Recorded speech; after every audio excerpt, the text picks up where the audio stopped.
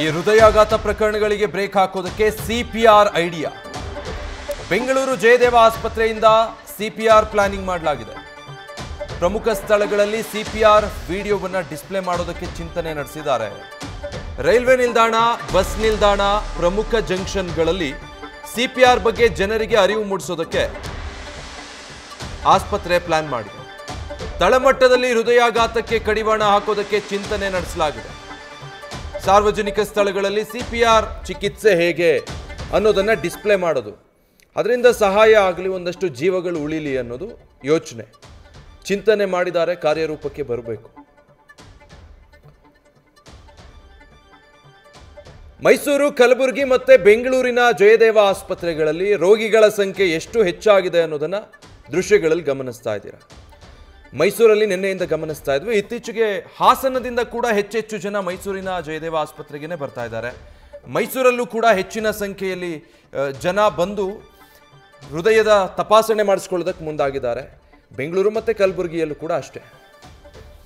Details ಕೊಡ್ತಾರೆ ಈ ಬಗ್ಗೆ. ಸತ್ತಾರ್ ಲೈವ್ನಲ್ಲಿ ಜಾಯ್ನ್ ಆಗ್ತಾ ಇದ್ದಾರೆ. ಸತ್ತಾರ್, ಈಗ ಹೃದಯಾಘಾತ ಪ್ರಕರಣಗಳನ್ನು ತಡೆಯೋದಕ್ಕೆ ಸಿಪಿಆರ್ ಚಿಕಿತ್ಸೆಯ ಅರಿವು ಮೂಡಿಸೋದಕ್ಕೆ ಬೆಂಗಳೂರಿನ ಜಯದೇವ ಪ್ಲಾನ್ ಮಾಡಿರೋದು ಯಾವ ರೀತಿ ಹೆಲ್ಪ್ಫುಲ್ ಆಗುತ್ತೆ ಅನ್ಸುತ್ತೆ?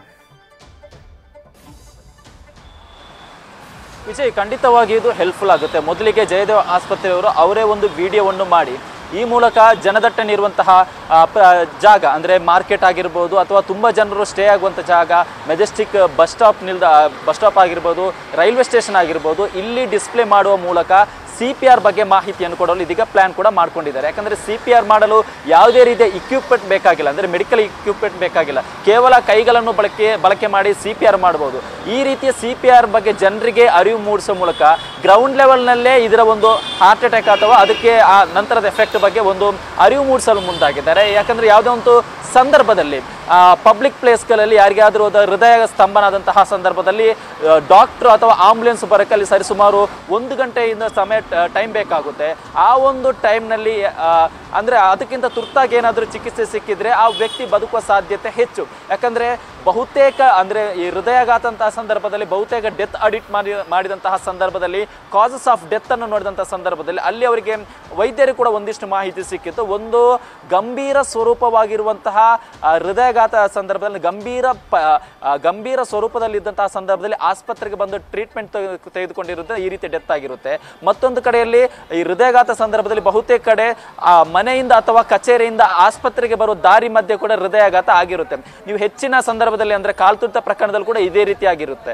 ಇಂತಹ ಟೈಮ್ನಲ್ಲಿ ತುರ್ತಾಗಿ ಚಿಕಿತ್ಸೆ ನೀಡುವ ಸಲುವಾಗಿ ಅಲ್ಲಿದ್ದಂತಹ ವ್ಯಕ್ತಿಯೇ ಜೀವರಕ್ಷಕನಾಗಿ ಬದಲಾಯಿಸಲು ಅವರಿಗೆ ಸಿಪಿಆರ್ ಅನ್ನು ಕೊಡಲು ಇದೀಗ ಜಯದೇವ ಆಸ್ಪತ್ರೆ ಕೂಡ ಮುಂದಾಗಿದೆ. ಈ ಬಗ್ಗೆ ಈಗಾಗಲೇ ಆರೋಗ್ಯ ಇಲಾಖೆ ಮತ್ತು ಸರ್ಕಾರದ ಜೊತೆಗೆ ಈ ಬಗ್ಗೆ ಒಂದು ಮಾತುಕತೆ ಕೂಡ ಸಿದ್ಧತೆ ಮಾಡಿಕೊಂಡಿದೆ. ಅದರ ಜೊತೆಗೆ ಪಠ್ಯಕ್ರಮದಲ್ಲಿ ಈ ಒಂದು ವಿಚಾರವನ್ನು ಪ್ರಸ್ತಾಪ ಮಾಡಿ ಮಕ್ಕಳಿಗೂ ಕೂಡ ಈ ಬಗ್ಗೆ ಸಿಪಿಆರ್ ಮಾಡುವುದು ಹೇಗೆ, ಅದರಿಂದ ಯಾವ ರೀತಿ ಮಾಡ್ಬೋದು, ಯಾವುದೇ ಮೆಡಿಕಲ್ ಇಕ್ವಿಪ್ಮೆಂಟ್ ಇಲ್ಲದೆ ಸಿಪಿಆರ್ ಅನ್ನು ಹೇಗೆ ಮಾಡ್ಬೋದು, ಇದರಿಂದ ಆಗುವಂತಹ ಪ್ರಯೋಜನ ಬಗ್ಗೆ ಮಕ್ಕಳಿಗೂ ಅರಿವು ಮೂಡಿಸುವ ನಿಟ್ಟಿನಲ್ಲಿ ಪಠ್ಯದಲ್ಲೂ ಕೂಡ ಮುಂದಿನ ಹಂತದಲ್ಲಿ ಈ ಸಿಪಿಆರ್ ಬಗ್ಗೆಗಿನ ಒಂದು ಪಠ್ಯವನ್ನು ತರಲು ಕೂಡ ಇದೀಗ ಪ್ಲಾನಿಂಗ್ ಕೂಡ ಆಗ್ತಾ ಇದೆ. Vijay, thank you. Sattar, news first, ನಿರ್ಭೀತಿಯಿಂದ ನಿಮ್ಮ ಪರವಾಗಿ.